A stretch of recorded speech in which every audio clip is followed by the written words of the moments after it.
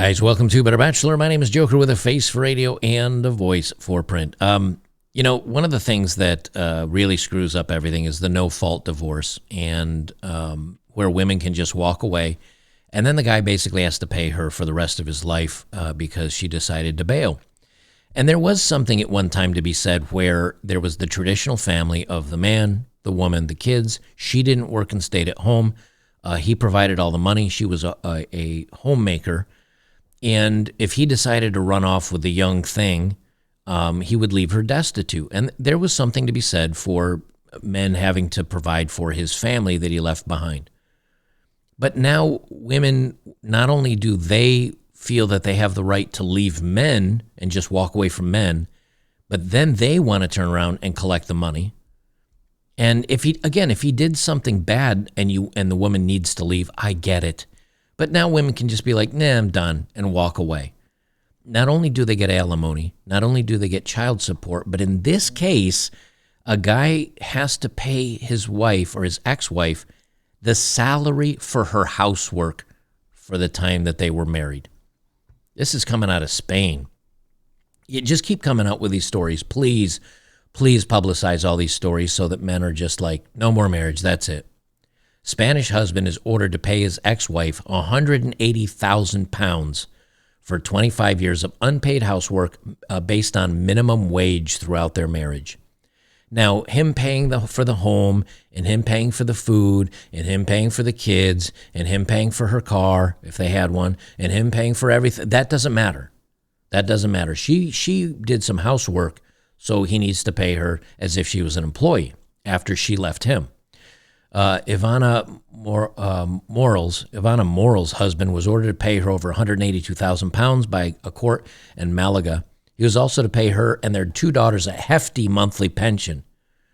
Spanish court has ordered a businessman to pay his ex-wife £180,000 for 25 years of unpaid domestic labor based on the minimum wage throughout their marriage, which is 204,000 euros. In a record divorce settlement, which was made public today. Judge Laura, a woman, shocking, Ruiz Alaminos, sitting at a court in Vélez, Malaga, in southern Spain, calculated the figure based on the annual minimum wage throughout the couple's marriage, the iNews website reports.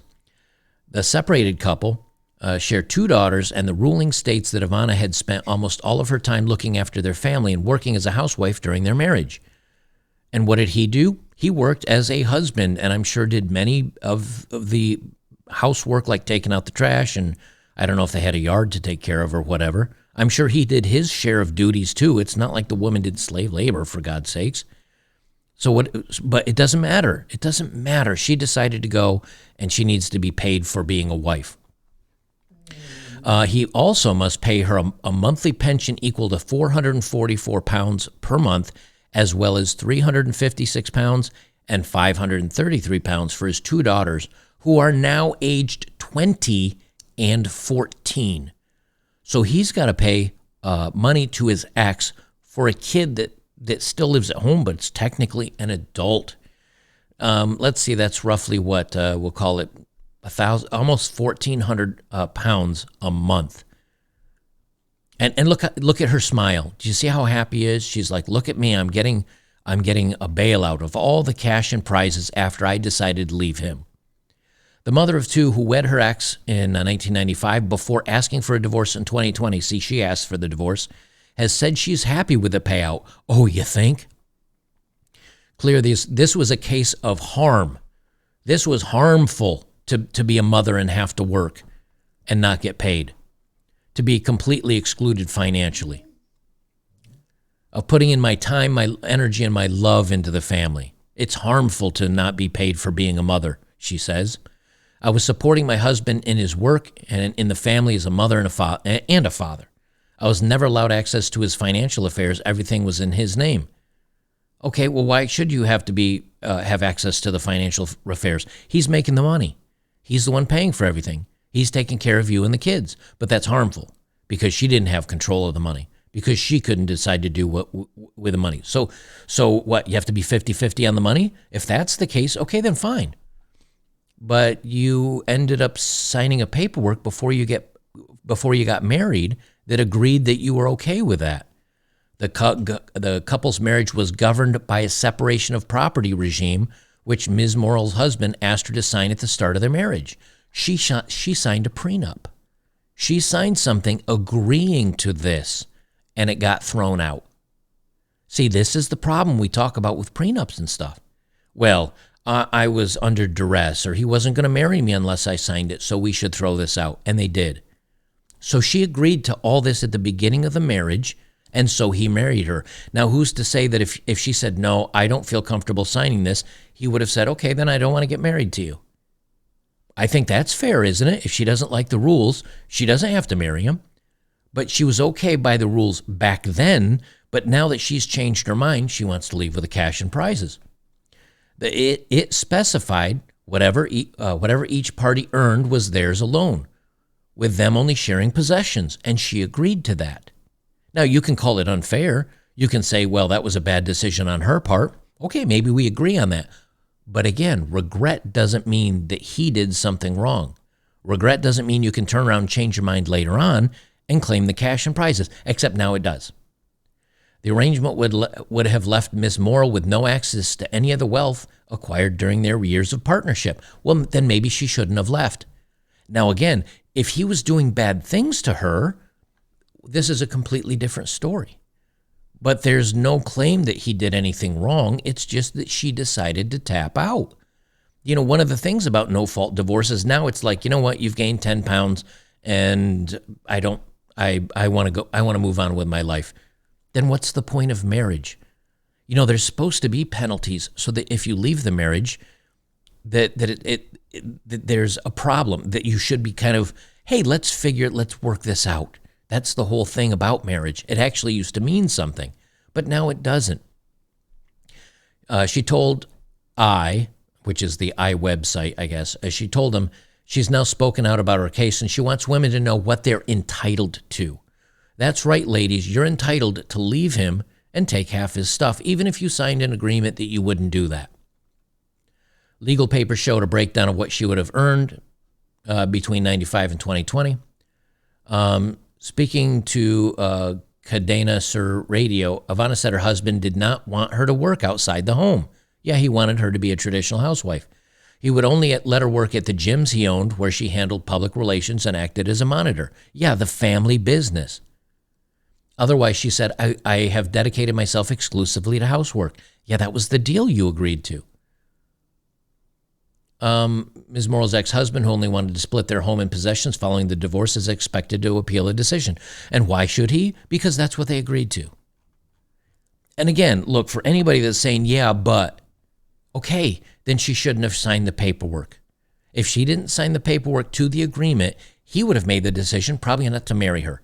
But she said in the beginning of this, I'm fine with it. And then turn around and change the deal, and then turn around and change her mind, and then decide, I'm going to walk away and I want what's mine, even though we agreed that I was going to not get anything.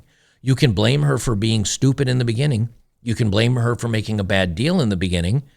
But if she had decided then he would have maybe made the decision not to be with her. This is what happens with everything today.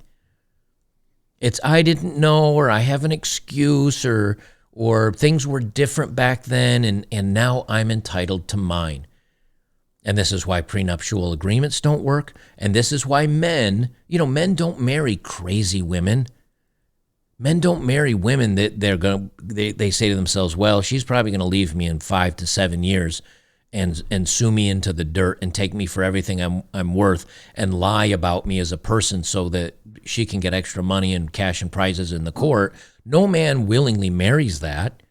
But how many men in the end find out that's what they're married to? It's because people lie and women lie to get advantage. And a lot of people don't know this, but when you have to pay child support, when you have to pay alimony in most of these states, there's a reason they force it to go through the courts and go through the legal system. They say it's so they can keep track of the payments and to make sure everything's on board. But what they do is when you pay into the system, they scrape a little bit off.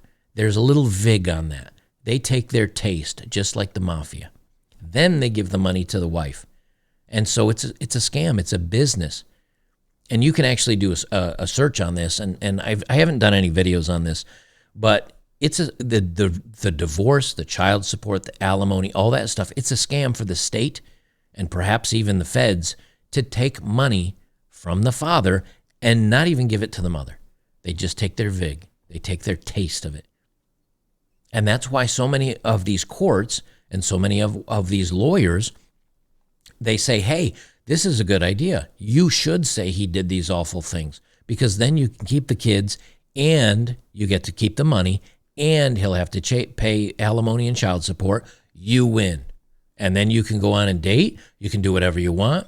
And the only way that goes away in a lot of cases is if you get remarried.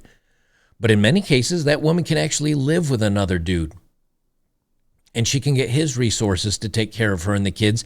And then all that extra money that guy's paying after the state takes its taste, she gets to keep and use for fun.